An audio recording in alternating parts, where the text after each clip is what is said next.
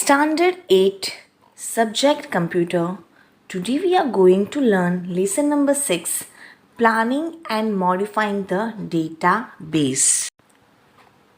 When you create a new database, you will always want to make sure that it meets your data entry needs, such as entering, viewing, and reporting the data. Now students, in this lesson we just give you a brief idea about how to start planning your database. Identify the purpose of your database. The first step in designing a database is to identify what type of data shall be stored and how the data shall be processed and what outputs are expected. To do this, list down the aims, objectives, and groups of information on a piece of paper. Aim 1. To maintain records of all individuals connected to the school. Aim 2. To locate and generate reports of any individual in the school. Example, mark list, progress report, etc. Okay students, here students, what is the aim? First, you can maintain all individual records or even any individual records you can maintain in your database. Design the database structure. Tables are the core of a database. Identify how many tables are needed in the database and how the tables will be related to each other. Now here students, example database of school. If I want to create the database, okay, students database, suppose table number 1 I have to create students. For that I have to write down the input and with the help of input what output I'll get, that I have to find out. Okay, now I explain you input and output. What input? If I write down the field GR number, name, roll number, class, date of birth, house, etc.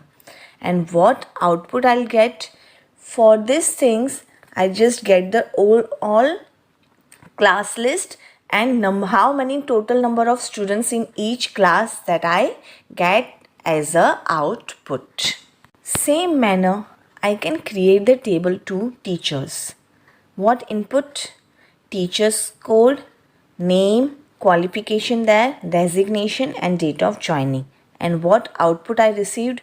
All teachers detail and their performance report. Table third, others. Input, staff code, name there, qualification there, designation and date of joining. And what output I received? Staff details and then staff reports. Student, remember, from here inputs shall be referred to as a field. Means whatever input we can write down, it is our field. In your field you have to write down GR number, name, roll number, class, date of birth, etc. and so on. Okay, got it? Designing the fields.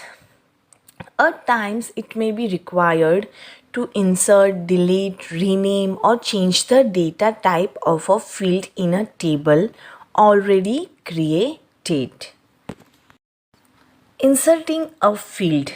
To insert a field, follow the steps. First, right click the column header to the left of which you wish to insert a new field. Okay.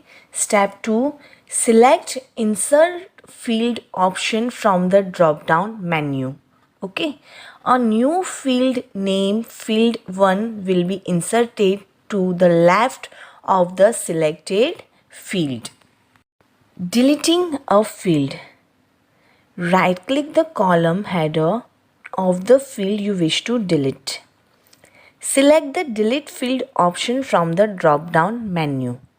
A dialog box appears to confirm the deletions of the record. Click yes if you want to delete, otherwise select the no. Okay students, click yes to delete the selected field. Now student, you can also insert or delete records field by using the commands on the field tab in the add and delete group. Renaming a field. Right click the column header of the field you wish to rename. Okay. Select rename field option from the drop down menu. A cursor appears in the column header to type the new name. Press the enter key after you enter desired field name. Moving a field. Click the column header of the field you wish to move. Drag the field to the desired location and release the mouse.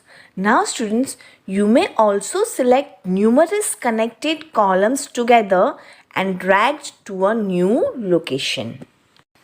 Changing the data type of a field. On the Home tab in the Views group, click Design View. Select the field to change the data type and select the new data type from the data type column. Choose the desired field properties and then save the table. Saving a database. Click the File tab and select the Save Database as option. In the Save As window, select the database type of your database. Click Save. By default, the database will be saved with extension ACCDB. Opening an existing database. Click the File tab and select the Open option. The Open dialog box appears. In the Open dialog box, select the drive and folder that has your database where you can save your data.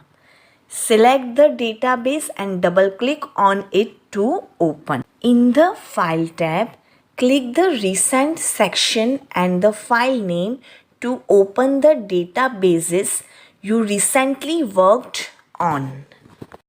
Thank you.